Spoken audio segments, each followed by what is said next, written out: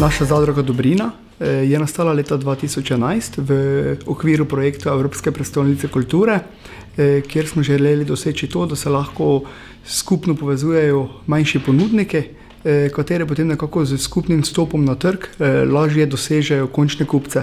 Tu mislimo predvsem javne ustanove, kjer so predvsem male kmetije imele premale količine ali zelenjave, ali sadja, ali določenega produkta, za katerimi bili zanimivi za trg, in nekako potem ravno z povezovanjem, z lahko rečemo širjenjem ponudbe in povečevanjem zalog smo nekako dosegli ta prelom, da smo lahko vstopili v javne ustanove in nekako in kontinuirano dobavljali živila v njihove obrate. Se pravi, da nismo imeli težav s tem, da bi surovine zmanjkovalo, tako da nekako to je glih tisti glavna dodana vrednost ustanovitve naše zadruge.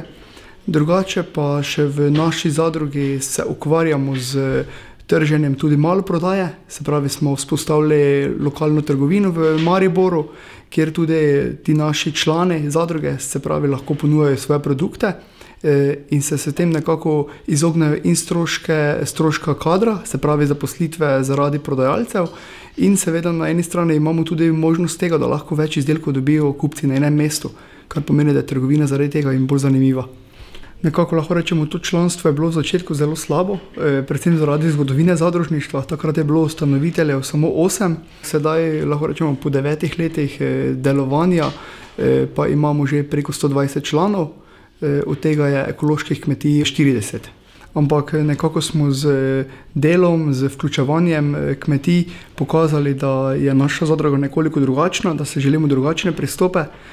Zaradi tega smo tudi pridobili status socialnega podjetja in smo nepridobitna zadruga za tega vidika, se pravi za izplačevanja dobička. Tako da ves dobiček, kateri nastane, ostane v sami zadrugi, nekako je namenjen razvoju zadruge. Tako da glih za temi zadevami lahko rečemo, smo pridobili to zaupanje med samimi našimi člani. Vsak ponudnik, kateri z našo zadrugo sodeluje, mora biti član zadruge Dobrina. To pa predvsem zaradi tega nekako, da so na tekočem, kaj se v zadrugi dogaja, se pravi, da bolj čutijo to svojo trgovino kot svojo.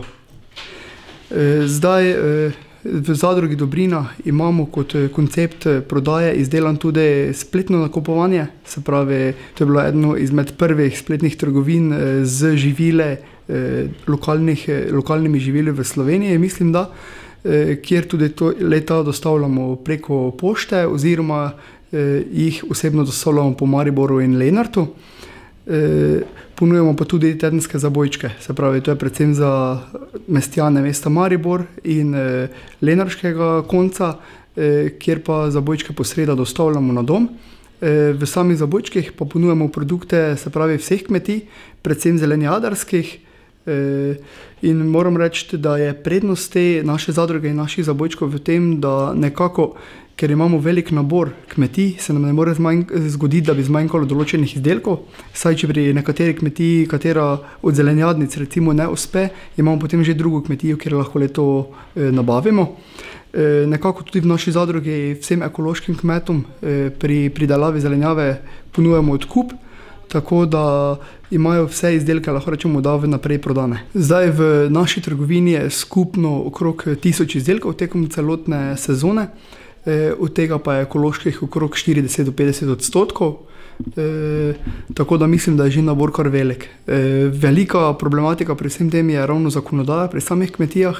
Veliko kmetij določene stvari tudi prideluje, predeluje, ampak ravno zaradi zakonodaje in njihove male velikosti, se pravi, da so kmetije zelo majhne, je težava v tem, da potem se ne odločajo, da bi recimo registrirali oziroma doregistrirali svoj obrat. Ker so vsi naši ponudniki, tudi člani zadruge Dobrina, imamo z njimi sestanke, na katerih nekako skupno dorekamo odkupne cene pri zelenjavi in sadju, kar pomeni, da kmet dobi pravično odkupno ceno za svoj produkt, na drugi strani pa nekako smo do vseh ponudnikov enakovredni, se pravi, da vsak, ki pridela, nekako ve že vnaprej, koliko bo za to plačan. Tudi same surovine ne targetiramo po kakovostnih razredih, tako da bi lahko komorkoli ceno zbijali.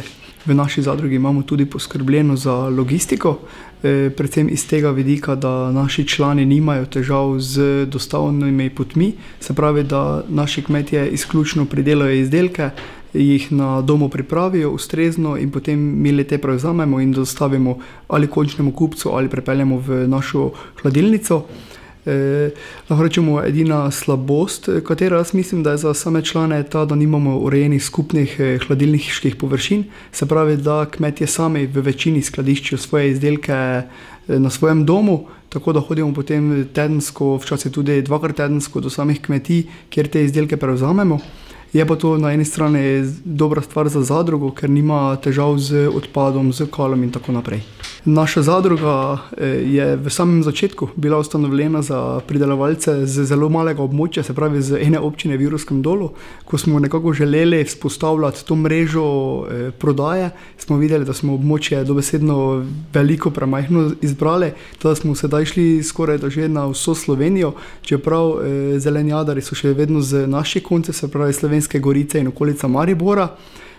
Imamo pa tudi, se pravi, dobavitelje z primorskega konca, recimo z kakimi kakiji, potem tudi kakva oljčna olja in tako naprej, ampak še vedno pa želimo bolj kot ne pomagati našim malim kmetom z teh naših območij, kjer je tudi pridelava nekoliko težja.